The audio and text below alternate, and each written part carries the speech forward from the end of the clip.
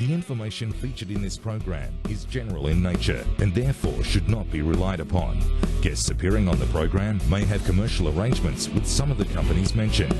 Before making any investment, insurance or financial planning decisions, you should consult a licensed professional who can advise whether your decision is appropriate for you.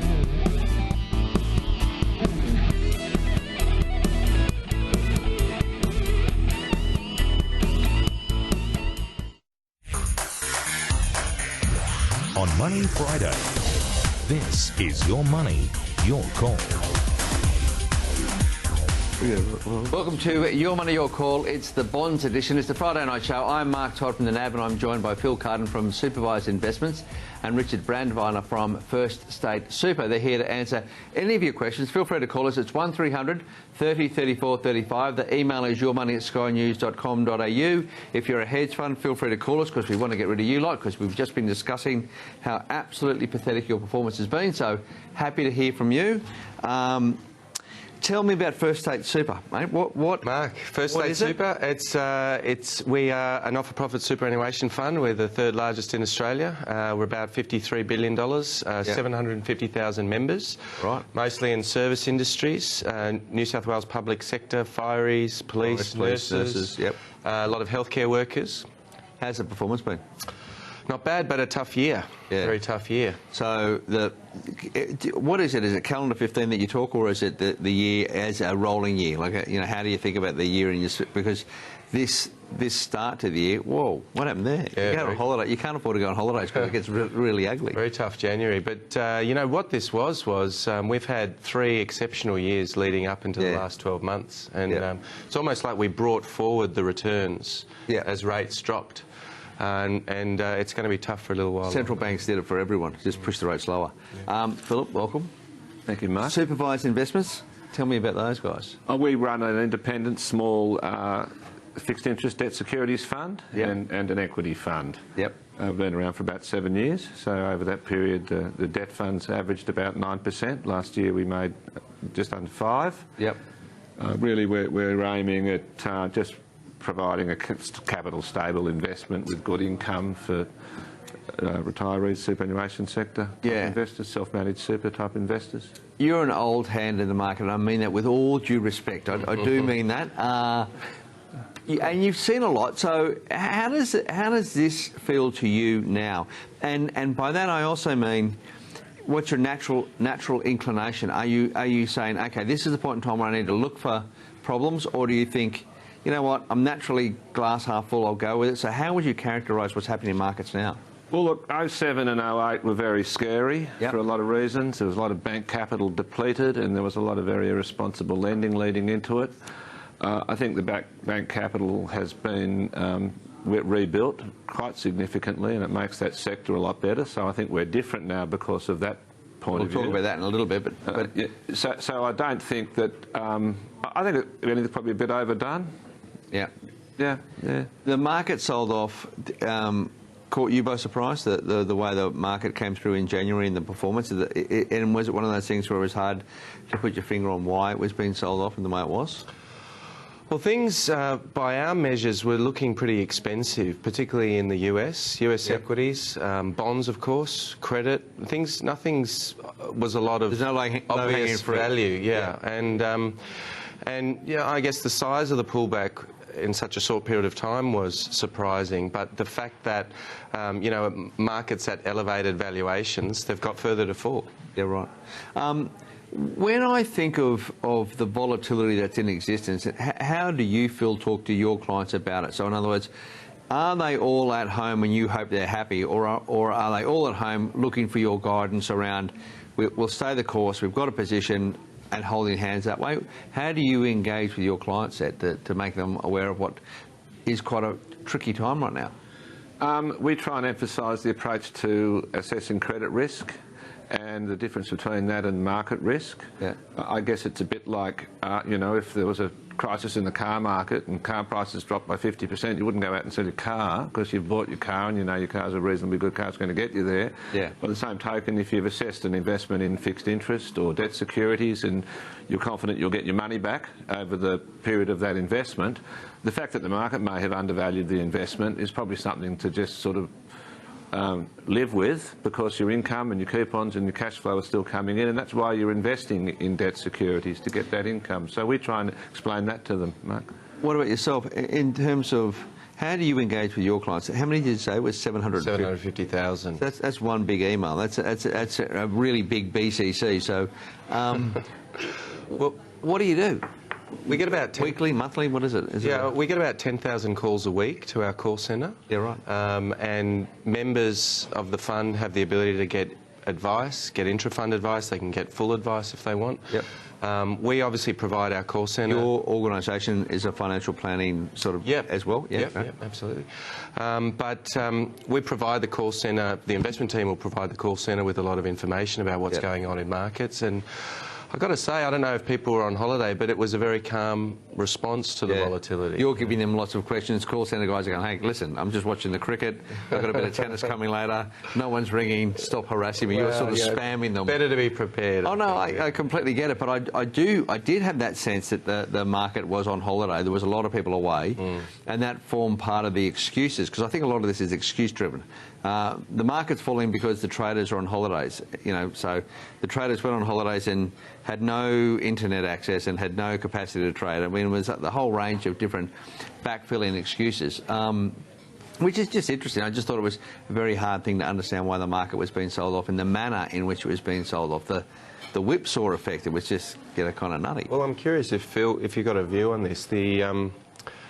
Mike, you would be aware that the banking regulations that came in post the GFC that imposed high costs of capital on banks and their inability to hold a lot of inventory, reducing supply in debt markets and liquidity, is one of the risks that we currently face about a whipsaw fall. I mean, did you see that? Absolutely. We've had a view on that all year, and with that in mind, we've taken long volatility positions in the debt markets, predominantly because that bank capital, or that ability of the banks to absorb large orders and large money flows or stock flows as they go through the marketplace, it's nowhere near as big, but it was acting like a shock absorber.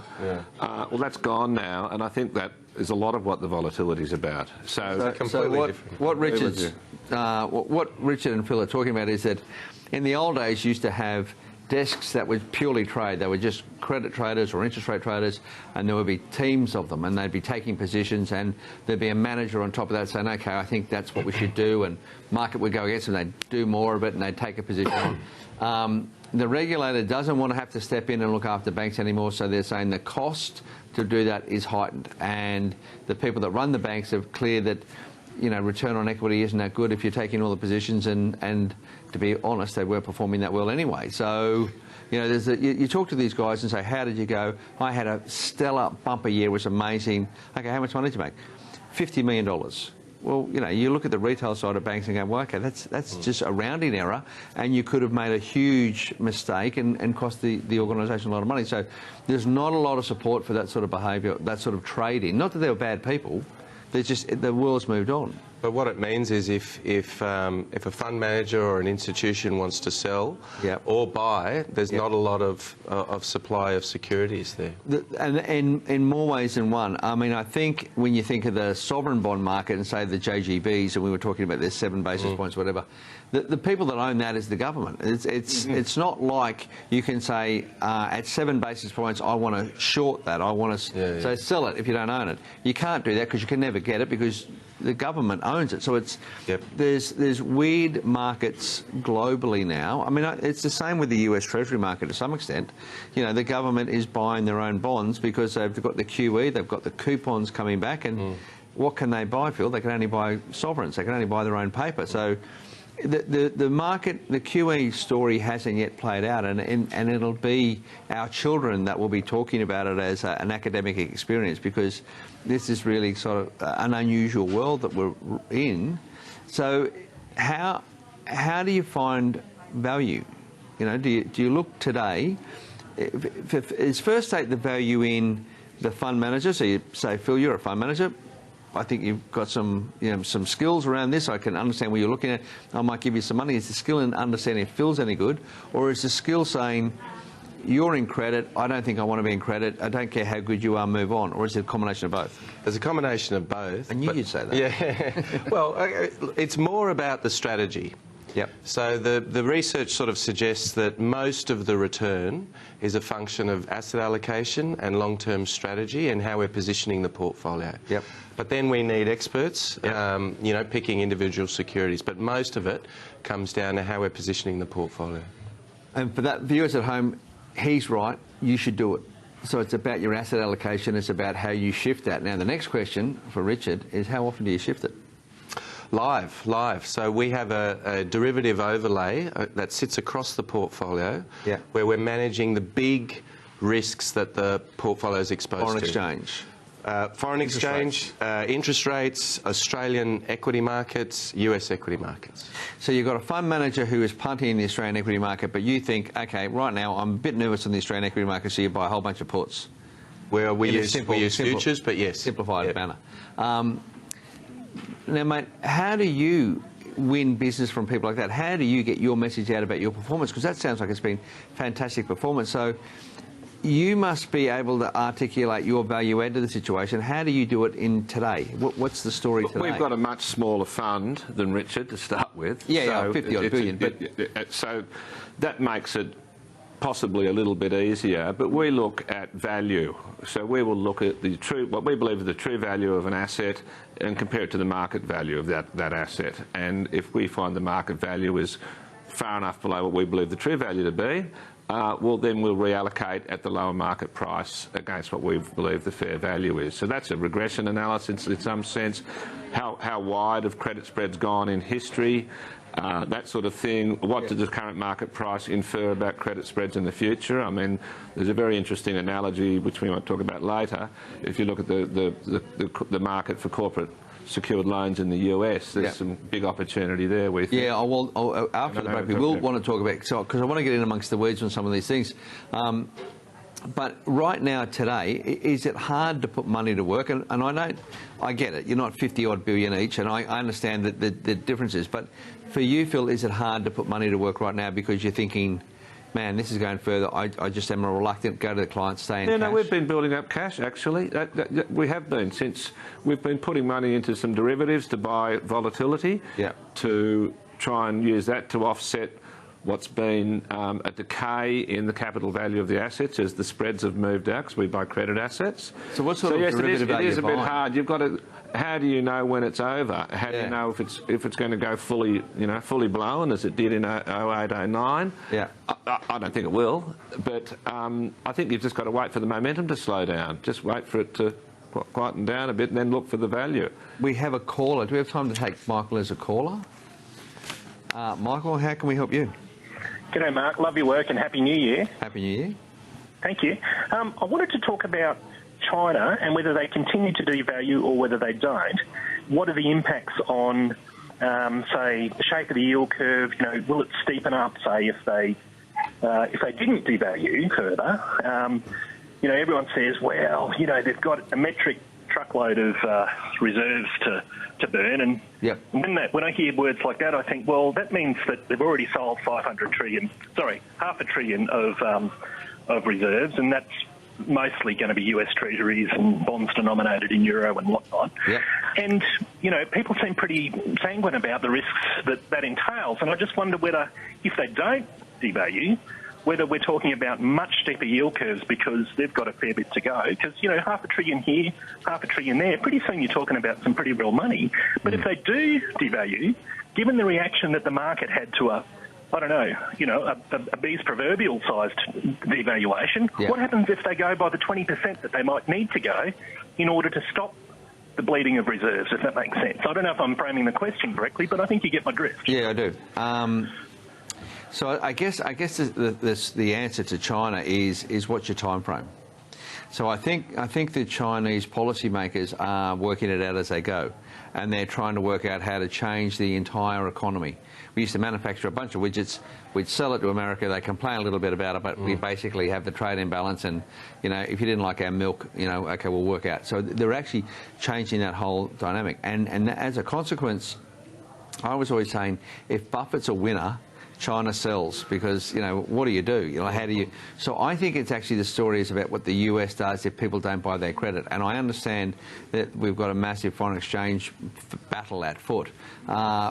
If the long story of China is that it works out all right and you'll be fine. But the short story is they're working out as they go. They will defend the currency as they need to, and it's like it's a point of pride. I'll defend it regardless because I am a superpower. I am this. I'm not going. And so if you look at some of the narratives that they come through with, recently there was a Bloomberg article saying. The front page of the papers are saying defend the China against these invaders and the renminbi against these invaders. You just don't see central banks talking in that language. I mean, I don't know. Do you guys follow China at all?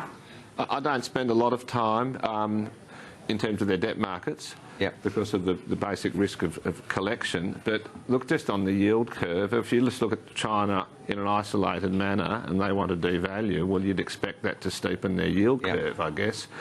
In terms of them selling $500 billion or $500 billion worth of US Treasuries, well, if that's what they've been doing in the past 2 months, the price of US Treasuries has done nothing but go up. And it's gone up significantly, and their yield curve in the US has flattened throughout all of this. So I guess what you've got to say is either they haven't gone far enough, the Chinese haven't gone far enough yet, or there's probably no relationship between the shape of the US yield curve given what China wants to do with its currency. And I'd probably say the latter. They're one central bank out of many. And there's been a massive flow from central banks into US Treasuries over the past quarter. The volume in Treasuries has been phenomenal. It's really picked up in the last quarter. It's you know, hundreds of billions of dollars a day. It's buyers. It's just, it goes nuts. Look, we'll go to our first break of the night. Thanks for the calls. Keep calling. We'll answer anything you like. Don't worry about it. But if you're a hedge fund, call us soon. We want to talk to you.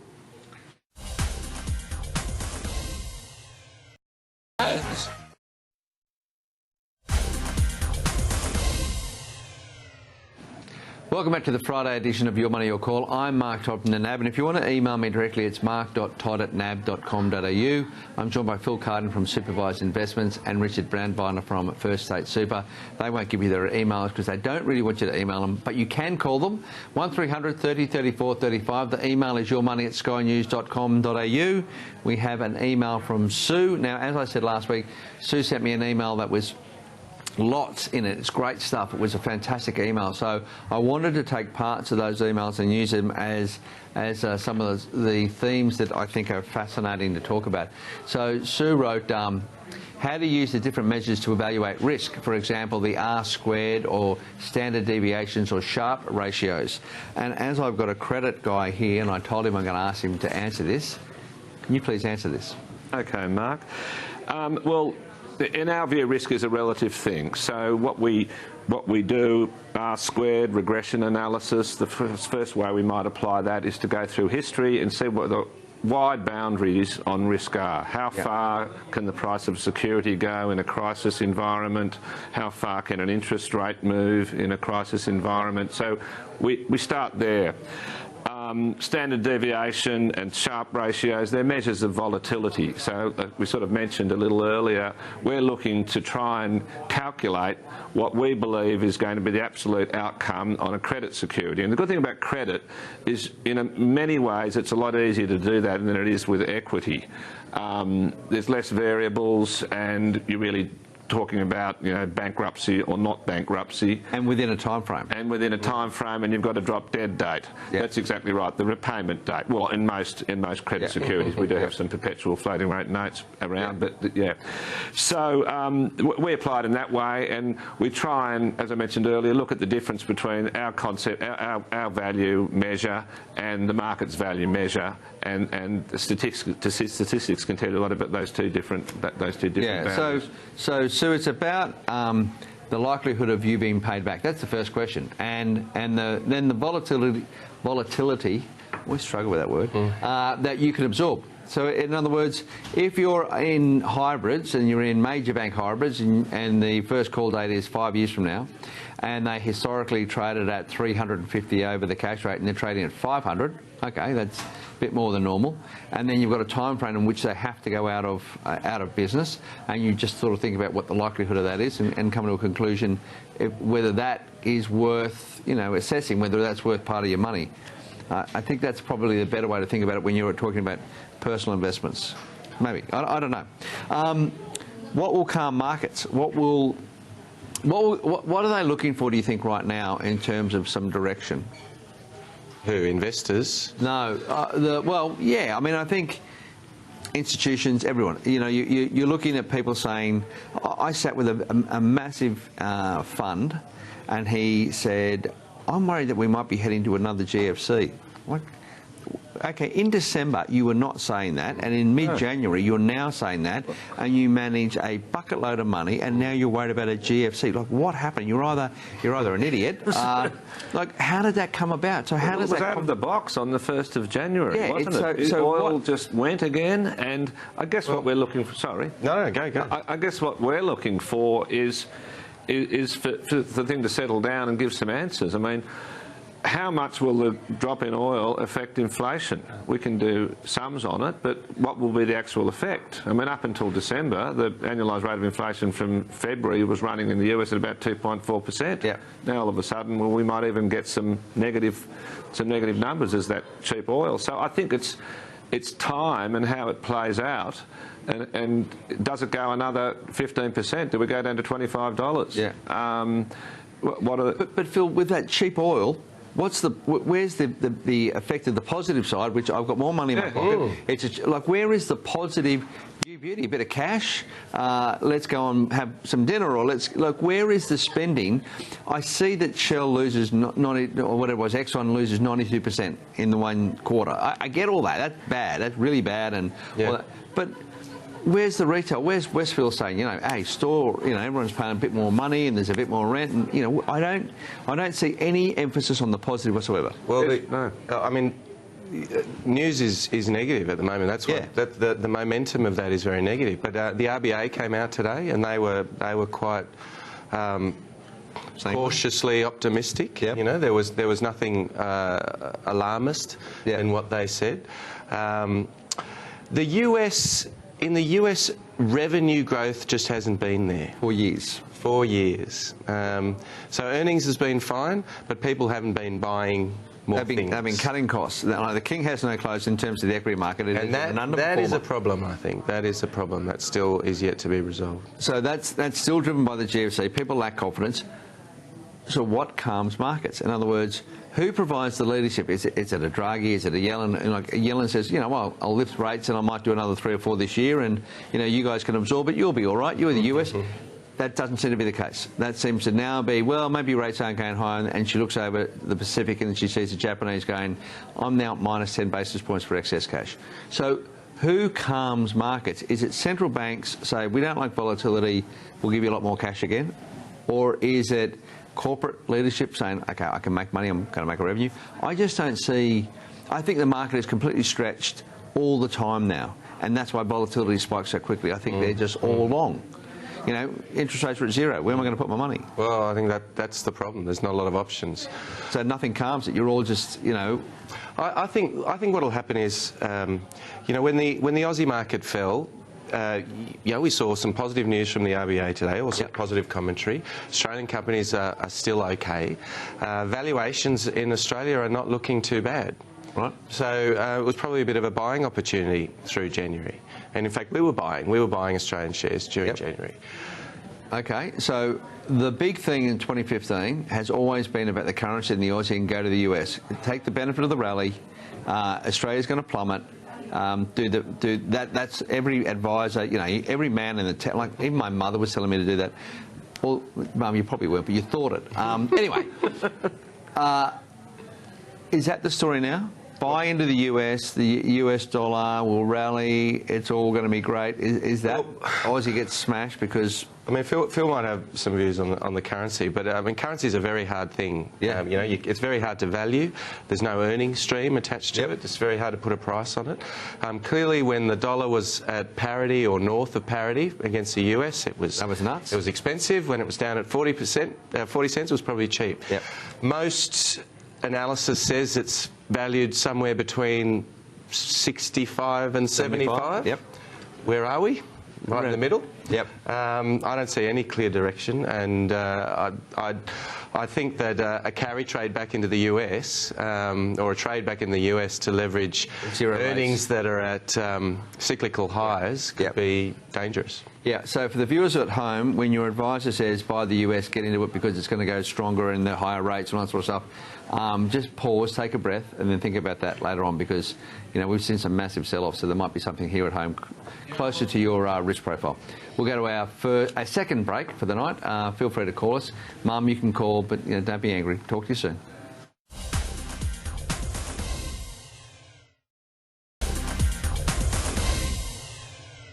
Welcome back to Your Money, Your Call, the bonds edition. We've got bonds and everything. We've got just equities. We're going to have whatever you like. I'm Mark Todd from the NAB, and I'm joined by Phil Carden from Supervised Investments and Richard Brandweiner from First State Super. They'll answer any of your questions. 1300 30 34 35. The email is yourmoney@skynews.com.au. And we've been asked through the course of the year, over the Christmas break, to talk about specific issues. And I just, again... I've had some emails this week about you keep telling me to get an advisor, you know, enough, I will get an advisor. That doesn't matter. When you work for big organisations, they are worried that you will not be able to explain clearly enough the risks associated, and people take what you say and then just run off and do it. So we really don't want you to run off and do it, but we will want to pose some questions in this segment around different assets. So what I want to show is a chart on ANZ. ANZ in September issued subdebt. Now, subdebt works, capital structure, you have senior debt, you have term deposits, you have senior, let's go to senior debt, there's another tranche in between, then you've got subdebt, then you've got hybrids, and you've got equity. The line that is running fairly straight is what has happened since it issued in September. Now, it's underperformed. It issued at 270, went down to 260, went up to 275, went to 280.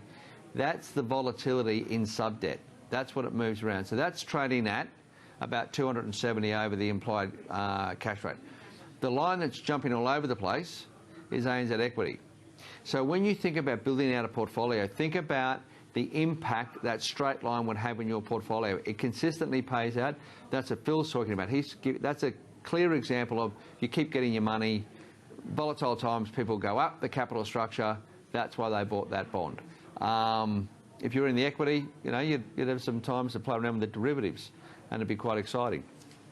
So that was ANZ subdebt. Now, I've had a few emails talking about having to buy that in $100,000 or $50,000 denominations, and so very briefly, we'll give you the next chart. So the ASX lists you got on the Australian Stock Exchange. You can also buy subdebt. Now, this is very simple. The top two charts is ANZ HA, Westpac HA, WBC HA, ANZ HA. They are what we call Basel II, so the old regulatory environment, and that's trading at around about 190 over the cash rate. The three bonds are off the same program, Westpac, ANZ and NAB, similar programs, not the NAB. That's trading at 110. That is the over-the-counter professional market. So for the same issuers, the same structure, everything the same, you're picking up an extra 80 basis points, 0.8%, if you went and bought the listed stuff. So when people say there's nothing to buy, I am showing you right now what the professionals buy, and I'm saying similar product is trading at higher margins on the Australian Stock Exchange. I'm not saying go and buy it. Do not go and buy it unless you get the advisor. Remember that advisor? You've got advisors. You do. Is it hard to get good advisors? And all, you know, and that's not. I'm not being funny. They've been really under the pump So you've got to educate them, you've got to headhunt them. I don't know. What do you do? How do you get good advisors? Well, I mean, we're a mutual, so our members own our organisation in effect, and so we've got no problem getting advisors because they come to us and they don't have that conflict between shareholders and clients, which often happens, in institutional advice. But what about the quality of advice? Like, if your good advisors are out there, they should be getting those guys into, sub-debt and moving, so I look at the hybrid market. We just said in the ad, the retail market doesn't understand the listed debt space. It doesn't know how to price it. It doesn't take the time to learn it. The advisor, I would have thought that's an opportunity if I became an expert in that space.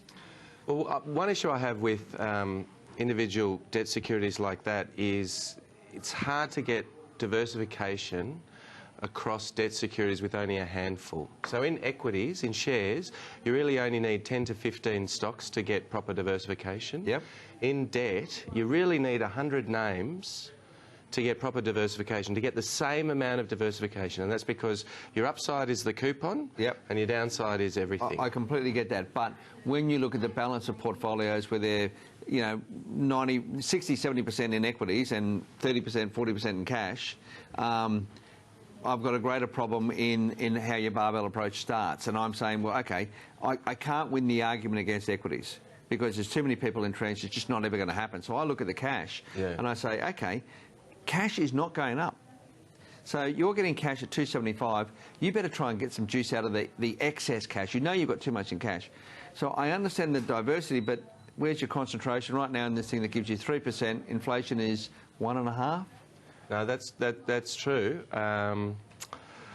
But, these credit securities probably got rate risk in them as well. Sure, but, I mean, it's the four majors. You're saying to people, OK, let's look at the credit quality of the four majors. These are all floating rate, aren't they? All floating. I think they're all floating rate. Yeah, they'll all be floaters. So, I mean, that's where I'm concerned about how the advisor space, gets up to speed. And I'm sympathetic. It's hard. It's hard to, what role do they play? Become the expert in investing? That's tough. Well, they should be associated with, either good fund managers or good find the right guy. Experts. Yeah. Do you think, Phil, that it's hard for people to understand the difference in credit analysis versus equity analysis? Do you think, and also the people that speak to them? So, in other words, without naming names, but let's say Alan Kohler writes an article about credit. I think Alan Kohler's got a great reputation. I just don't know that he knows about credit. So when people take it as the bond market will sell off, which bond market? Well, I don't think they do have a good understanding about credit versus analysis of equities. It's a totally different process, and Richard made a very good point. You're in a binary situation. You're going to get your coupon or you'll get nothing. Sort of thing. So, and that's a pretty complex exercise to pick the good from the bad in the credit sectors, and there's lots of skills involved in doing that. Whereas if you're looking at equity, you're just looking at one company. You might be looking at an asset-backed security with thousands of different types of underlying loans, auto loans or corporate secured loans or mortgages.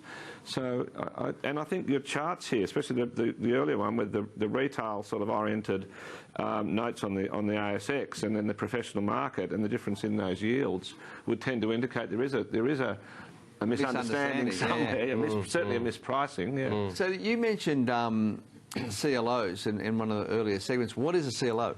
Well, a CLO is a large number of secured corporate loans. They're issued in Australia, actually. They're only issued in Europe and in the US, but they're a large pool of corporate loans lent to some sort of medium-sized US companies like Wendy's or the energy provider or a logistics company. So they might be $5 to $20 million in some cases. For Tesco, for instance, some of their loans get converted into US dollars and issued, and they put them in a pool. And then they have rules around how that pool operates, and the receivables that come from that pool are then paid to the people who invest in the pool, the bondholders. And you'll have a senior bond and a middle bond, and then there'll be someone down the bottom who's equity, and the money will be allocated in an order of priority as it comes in. And what sort of, the senior earns a lower coupon than the return on the seniors, and then it'll go the safer, the lower the return. What sort of returns are we talking about?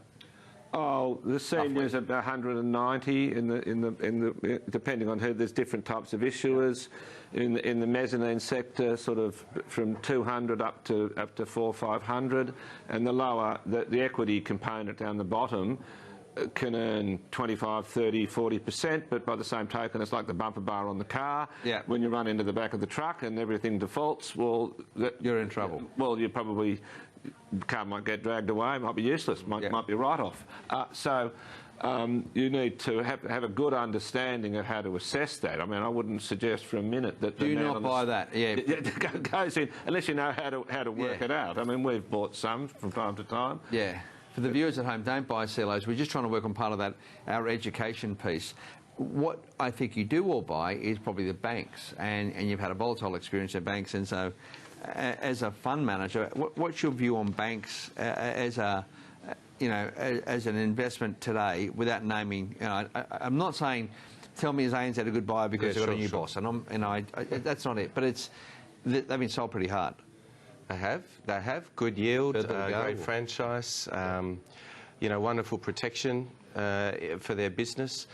The thing that worries me is just the size of the exposure for most Australians to banks. Most super funds, I mean, it's such an enormous part of our index. Yeah. Most super funds are full of the banks. The banks now are largely residential mortgage lenders. And so in some respects, one of the challenges is it's almost a single factor risk that we're all exposed to in terms of the banks and residential property. Yep. And that's not ideal. But you look at what the banks are doing and the equity market generally, it's yielding more than 5% with rates where they are. Yeah. Franking. Yeah. And the other thing is that, Phil was mentioning it earlier, they've become such conservative entities, and if they sustain and continue on with that conservative entity status, so the regulator just continues to, Basel IV will come out, they'll be even more conservative. Does that mean they start being priced as utilities? They just go and do mortgages, money in, money out? Well, they've also got the central bank behind them, which I think is a very important aspect to this. Yep. Like a treasury security, in times of trouble, the central bank will buy treasuries. In times of trouble for a bank, when there's a run on their deposits or something like that, you've got the central bank there to liquefy them. That's a very, very, very safe, big safety net, which makes them a very safe investment. But because of that, given the level of risk involved, if you analyse the risk, it may be overpriced, but then you've got that added central bank effect of turning it into, very, very blue ribbon. And also that cultural effect where we are trying to work in a different regulatory environment, so it goes through so many different layers. So staff who used to do a job now don't do that job. It's they're traders. Do you feel, and I get what you mean about that concentration risk, does that mean that you think, so in other words, where do you go? Do you go to the US? Because often there's that link to the US where there's this breadth of assets that you can go and buy. Is that part of the reason that drives some of the investments in the US, and is it relevant today?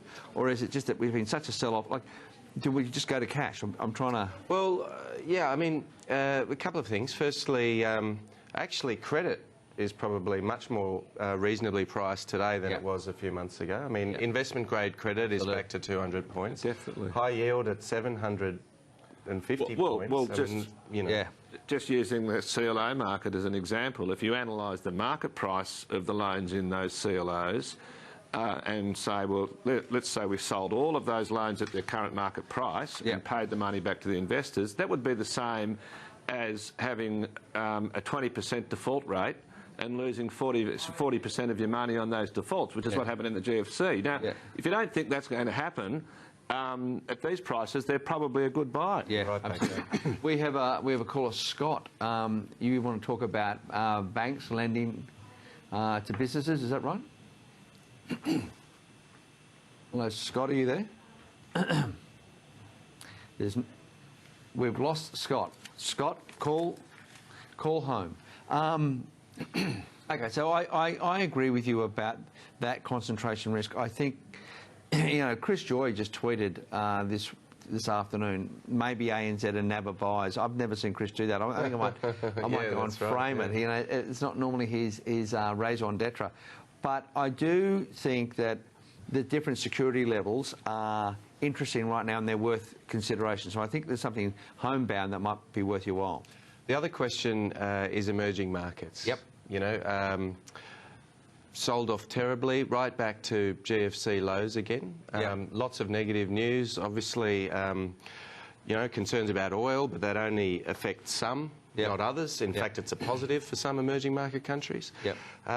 We haven't done much there, but it's something we're interested in and we want to know more. And it's in the currencies of choice, so they can get them in dollars and that makes some sense. That's right. We'll go to our last break for the night. Scott, if you feel like calling, just call through. We'll have a chat. We'll talk to you soon. So lucky. I think so. Welcome back to Your Money, Your Call, the Friday edition. I'm Mark Todd from the NAB, and I am joined by Phil Carden from Supervised Investments and Richard Brandweiner from First State Super. They'll answer any of your questions. Scott, call 1300 30 34 35. The email is yourmoney@skynews.com.au. Now, I just want to read something to you because we haven't really been picking on hedge funds. We've just been saying, oh, well, they're rubbish. The 20 most profitable hedge funds, this is in the US, the 20 most profitable hedge funds for investors earned $15 billion last year. The rest of the industry lost $99 billion. Now, I just want to put that in context of when you're trying to work out what to do with your money and you're being told, you know, do this, do that, do this. Like, turn the noise down and just work out what best suits you, your risk, your volatility, and your outcomes. Like, where, you know, 89. Where are you going to go with your money when you're in your 90s? I mean, you just work out where to, you know, you might be asset rich, cash poor, you know, get some fixed income. Are people too heavily invested in cash in this point in time? Like at this point in the cycle, are they not understanding lower for longer? And I looked at some data, you know, a few months ago. Term deposits was $715 billion. We think rates are going nowhere. But how long are rates going to be here? You know, like, do people have too much cash? There's option value in cash. Yep. When you look at the return on cash, it's not just the 2% you get, it's also the ability to take advantage of dislocations when they come. And I mean, right now, the very fact that probably 3 months ago, high yield credit was trading at 300 points and is now at 760 is a great example. It would have been a great time to be in cash, and now might not be a bad time to buy some of that. So you've got to look at cash through the cycle. Do you agree? I do agree. Yeah, I think there's really two markets. There's markets where you can invest at 5-6% over that are relatively safe if you know how to identify it. But of course, in a bank at 2-2.5%, that's very safe too. So it's a matter of being able to differentiate and identify it. Do you think it's also to do with what the role cash is to your portfolio? So cash is for not. I agree completely that, you know, it's an opportunity cost. You can then take advantage of it. For the majority of people, it's just I just want to have it there because I know I haven't lost my capital, and I think, okay, think about cash and not losing your capital. Why don't you put it into something that will be like if you can get 4.5, 5 on a fixed income asset versus 3, okay, it's a 50% increase. It's not just a little bit now, it's a lot. And so you think, okay, well, maybe I should think about how to get a better performance out of my cash bucket. We have another email. It's from Barry from Coffs Harbour. This is his first question here. Barry is a regular. He's the best. So when QE started, everyone was worried about inflation. Now deflation appears to be on everyone's worry. What chance of QE wind back causing inflation? What do you think the story is with inflation and deflation right now? Deflation is the theme for the moment, but... It's hard, isn't it? It just turns around every week. It is hard, but I think we looked at it closely, especially in the US last year. I mean, inflation annualised for the 8 middle months of the year was running at 2.7%. When you were last on, which was a while ago, you were very confident, not confident, but you were mindful of the fact that this inflation is starting to move. There was even some movement on cash and in terms of wages earned, so that was looking positive, and that's all sort of like feels like it's tipped on its head a little bit. Well, the oil market has done that, but if you analyse oil and the inflation rate, it moves through in 2 or 3 months. Yeah, right. It's not a permanent thing. It's just things get cheaper, the oil moves through, and then you're back to the actual underlying rate of inflation, which I expect will probably happen, particularly in the US with the way the labour force is later in the year now. We were expecting it to start happening in March and April. Now that we've had this collapse in oil prices, and once that's resolved and that goes through, it's a bit like an egg moving down the snake. But once it gets digested, you're sort of back to normal. But doesn't, when the egg moves down that snake, the European inflation or deflation experts just keep jamming more eggs down there? Doesn't the US, as the inflation improves, the Italians, the Europeans go, beauty, I can sell some product into the US at a cheaper price, and so it keeps inflation down? Is that a fair assumption? It's a possibility, yeah. Okay. Depends how their QE goes, depends what happens. We've got a lot of... the demographic thing, I think, is also adding to it with the ageing population. Yeah, that's a big they're unproductive. There's a lot of people living off investments. Hey, don't call me unproductive. No, I'm talking in terms of producing new products. They're out there living off investments and buying dinner or holidays. I get you. No, Sambuca. Look, we've only got a couple of minutes. Impact investing. Impact investing. What is that? Have you heard of it? Yep. So impact investing is, it's an idea, it's a dream in some respects. It's an idea that we can create investment solutions that deliver both market-based financial returns, but also targeted social outcomes. The New South Wales government is very committed to this sort of an idea. They've issued 2 bonds already, and these bonds are designed to pay a market return, but also use that money to fund different types of social programs. And was that with the Benevolent Society? Was that the one? Yeah. Westpac was the lead on that. I think Westpac was the lead on it. I thought that was a really great idea, and it was pretty warmly received. I think the whole idea of the bond market, doing green bonds... Well, green bonds are... I mean... They're huge demand for green bonds. So for the viewers at home, the bond market is shifting to try and meet some environmental goals. So the bank is coming through with saying, I've got some green assets totally, and I can borrow money against that.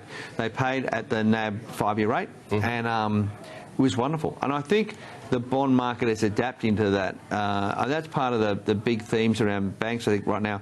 We did this thing with 30 Victorian councils where we pooled it all together and reduced their costs of funds.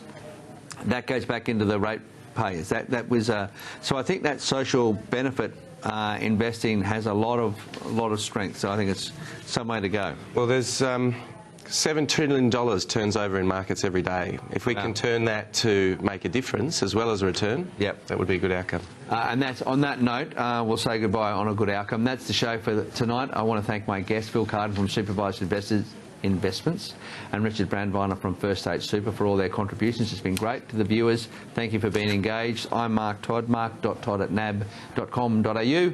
We'll talk to you next week. The information featured in this program is general in nature and therefore should not be relied upon. Guests appearing on the program may have commercial arrangements with some of the companies mentioned. Before making any investment, insurance or financial planning decisions, you should consult a licensed professional who can advise whether your decision is appropriate for you.